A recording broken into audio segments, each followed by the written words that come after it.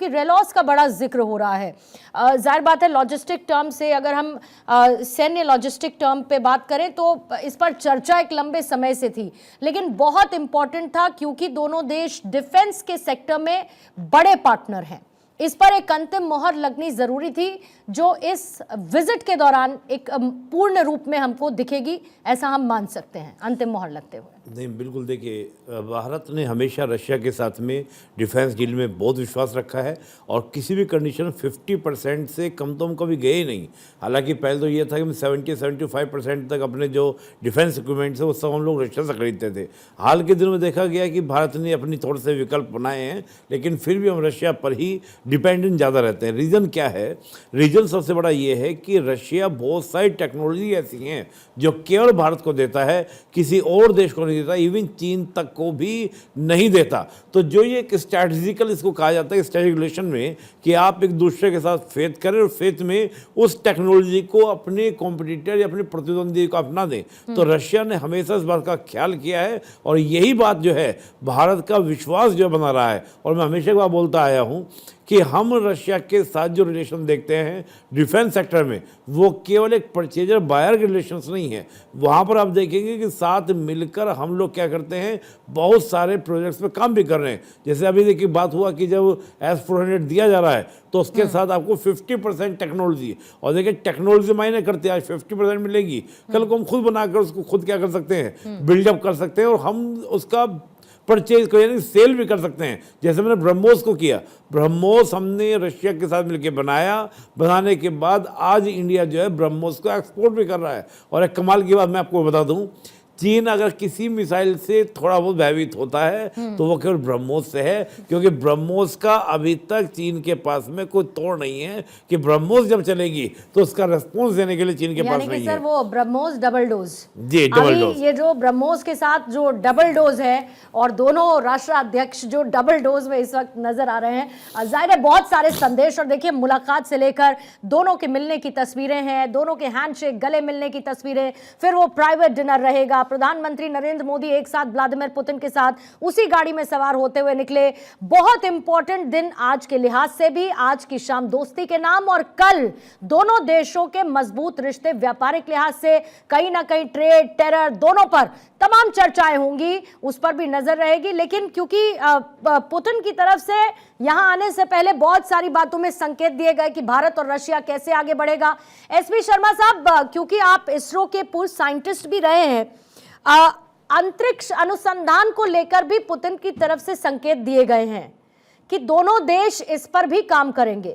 हमने देखा है कि कैसे अंतरिक्ष के लिहाज से भारत ने क्रांति बीते कई समय में की है, और जब पुतिन भी भारत के लोहे को मानते हैं, भारत की लीडरशिप को मानते हैं, प्रधानमंत्री नरेंद्र मोदी के विजन को मानते हैं, ऐसे में कहीं ना कहीं वो सेफ और सिक्योर भी फील करते होंगे कि हर एक क्षेत्र में, कैटेगरी में अगर रशिया इन्वेस्ट करता है या पार्टनर बनता है तो रिटर्न्स हाई रहेंगे। इसरो और रशिया, इंडिया और रशिया का स्पेस प्रोग्राम बहुत बहुत मजबूती है। मैंने बोल रहा था 1962 में हमने इसरो का स्पेस डिपार्टमेंट ऑफ स्पेस और स्पेस प्रोग्राम का शुरुआत किया और उसके लगातार रशिया ने हमें साथ देता रहा। 1972 में उन्होंने डिक्लेयर किया वो नया रॉकेट बन रहा है, वो नया रॉकेट में हमारा एक सैटेलाइट लेके जाएगा। वही है आर्यभट्टा। 1975 में 240 kg सैटेलाइट रशिया ने हमें लॉन्च किया और वही है 50 इयर्स का वो हम सेलिब्रेशन कर रहे हैं। 1975 में लॉन्च हुआ, अब 2025 50 इयर्स हुआ आर्यभट्टा का लॉन्च होके। उसके तरफ 50 इयर्स का हमारा पार्टनरशिप है रशिया के साथ। और 1988 में IRS-1 ये सैटेलाइट रशिया ने लॉन्च किया सोयूज रॉकेट से, और 1991 में IRS-1 भी लॉन्च भी हुआ। और उसके बाद हमें 8 क्रायोजेनिक इंजन दिया गया था। हमें टेक्नोलॉजी दिया गया तो परंतु इंजन, क्रायोजेनिक इंजन हमें दिया गया और वो सारा इंजन हमने यूज किया और उसके हिसाब से हम हमारा ही क्रायोजेनिक इंजन डेवलप किया, क्योंकि हमें टेक्नोलॉजी डिनाई किया गया था, क्योंकि हमें अमेरिका ने वो सैंक्शन लगा दिया, हमें टेक्नोलॉजी नहीं मिला और हमने हमारा हिसाब से क्रायोजेनिक इंजन 1 और क्रायोजेनिक इंजन 2 और launch vehicle number mark 3 launch vehicle भी हमने कर लिया, और ये सब भी सपोर्ट रशिया से हम मिलते ही रहा। हमारा डिजाइन में, हमारा टेस्टिंग में, हमारा वो क्वालिटी एश्योरेंस में रशिया गाइडेंस दिया, परंतु हमें टेक्नोलॉजी नहीं दिया। कोई प्रॉब्लम नहीं है, हमने पूरा आत्मनिर्भरता बन गया और हमने हमारा ही लॉन्च व्हीकल डेवलप कर लिया। और हमें 2019 में गगनयान में भी रशिया का सपोर्ट हुआ। हमने 4 एस्ट्रोनॉट्स को सिलेक्शन किया, और ये चारों एस्ट्रोनॉट 2020-2021 में पूरा ट्रेनिंग एस्ट्रोनॉट ट्रेनिंग सेंटर में रशिया ने दिया। और एक ये कॉपरेशन और खास तौर पर सर जो भविष्य की चीजें हैं, और हमने हमेशा से ही अंतरिक्ष क्रांति की बात की है। ये एक भविष्य के ऐसे क्षेत्र हैं जिसमें एक बड़ा योगदान और एक विस्तार आने वाले समय में भारत और रशिया के बीच संबंधों को लेकर देखने को मिलेगा। आदिति, बैक टू यू, तस्वीरें आने लगी हैं क्या? देखिए, वो दूसरे दरवाजे से जो उनका दूसरा एंट्री का गेट है उससे वो पहुंच गए हैं, और अभी जो ट्रैफिक रोका हुआ था वो ट्रैफिक अभी चल पड़ा है। यानी कि अंदर जिस समय हम यहाँ पर मौजूद हैं, अंदर प्रधानमंत्री आवास पे व्लादिमीर पुतिन मौजूद हैं, प्रधानमंत्री नरेंद्र मोदी मौजूद हैं, और जो प्राइवेट डिनर का आप जिक्र कर रही थी, जाहिर तौर पे कुछ देर में वो शुरू हो जाएगा। उनकी मेहमान नवाजी, उनका स्वागत वहाँ पर ज़रूर शुरू हो चुका होगा। तो तस्वीरें जो है अलग हैं, लेकिन अभी इस पूरे रूट को सैनिटाइज किया है।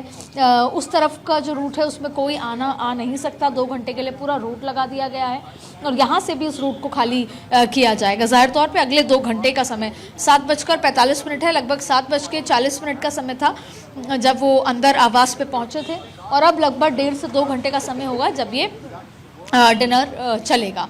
तो ऐसे में इंतज़ार है तस्वीरों का ही, क्योंकि क्या बातचीत होगी वो तो कल जाहिर होगा। और क्योंकि जब 2 देशों की दोस्ती की बात होती है तो वो ट्रेड पे होती है, दोनों एक दूसरे के सहयोग पे होती है, दोनों एक दूसरे को आर्थिक सहयोग किस तरीके से मजबूत कर सकते हैं, किस लिहाज से मजबूत करते हैं, उन तमाम मुद्दों पर होती है, जो कि इस समय अभी हैंड इन हैंड कहीं और भी चल रही है। लेकिन कल उन पर सिग्नेचर होगा, MOU होगा, कल बातचीत होगी, कल डायलॉग्स आएंगे, कल दोनों के जो है बयान निकल कर आएंगे, तो वो बेहद खास होगा। लेकिन फिलहाल जो व्लादिमीर पुतिन, जिसका द मोस्ट अवेटेड ये मोमेंट था, मोस्ट अवेटेड ये ट्रिप थी, विजिट थी, और उसके लिए खुद व्लादिमीर पुतिन के लिए, क्योंकि वो इस वॉर के इस हालात में सिर्फ 3 देशों में गए थे, और उसमें से अब तीसरी बारी भारत की तरफ आए हैं। पहले चाइना गए थे, उसके अलावा